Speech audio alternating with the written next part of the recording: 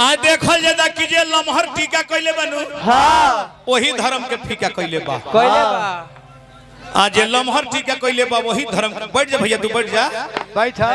Hello जे लमहर टीका कइले बा वही धर्म के फीका कइले बा। हां अरे बड़का बड़का साधु के देख लेनी जा के रहे जेकरा चरण में प्रधानमंत्री मुख्यमंत्री सष्टांग दंडवत करे हां ऊ बबुआ पकड़ा के बलात्कारी में जेल में चल गई। हां रघुपति राघव राजा राम जेल के भीतरे आसाराम जाई ना कुह में देखई बड़का बड़का बाबा लोग बढ़िया बढ़िया जाके चंजर थी में जाके फोटो तीरतर से मेहरारू के। हां ई का हो गइल बा भारत के का ऐसे कहे के बा कि साधु वो फकीरवा कोठरी खोल करे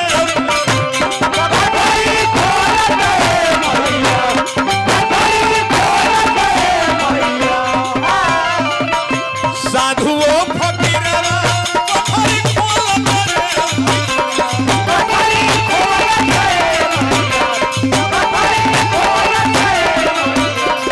माई मरयो धर्म से धर दिया डोलत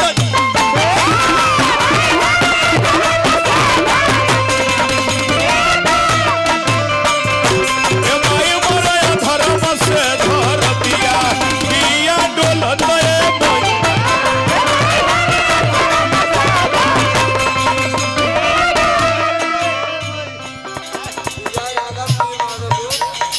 विजय यादव जी डी माधवपुर बड़े बड़े के पुरस्कार हार्दिक हार्दिक प्रणाम बा। राजकुमार ठेकेदार साहब 100 रुपया पुरस्कार ठेकेदार साहब के हार्दिक हार्दिक प्रणाम। आजा बाबू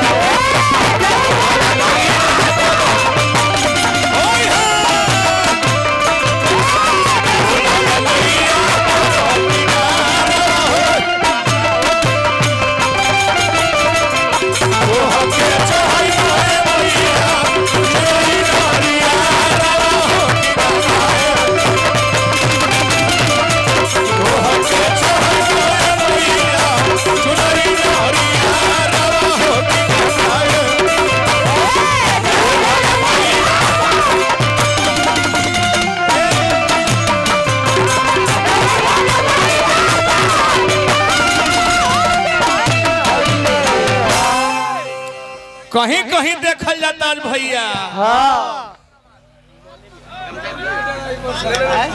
मदन राय ड्राइवर साहिब को से 1000 रुपए के पुरस्कार मदन भाई के हार्दिक हार्दिक पद प्रतिष्ठा बना रहे। आज देखल जाता कहीं कहीं कि एगो मतारी के 4 गो लड़का मतारी कतनो गरीब होखे भीखो मांग के लइकन के पूछ देतारी पाल देतारी। आ 4 गो बेटा मिल के एगो मतारी के परवश नहीं खिलो चला इसे कहे के भावा एगो इनारवा भरे आर 4 गो के पानी चारों से आ एगो ना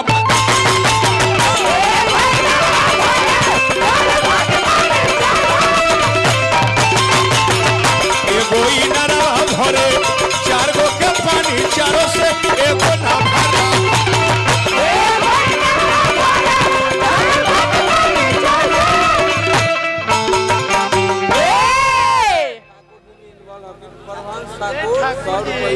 प्रभंस ठाकुर जी की ओर से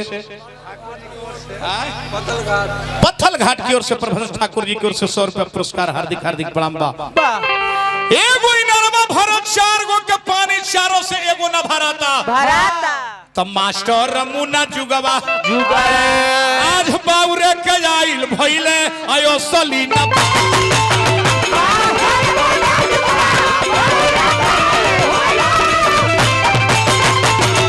मास्टर मुना जुगवा बाउरे के आइल भइले ओ सलीना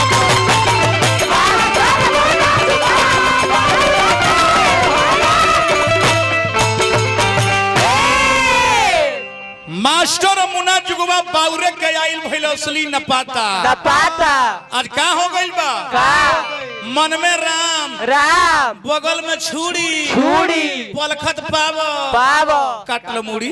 हाँ आज कौन ऐसा खरिहान जकरा में मूस न लागी लागी आ कौन ऐसा ऑफिस जकरा में घूस न लागी। लागी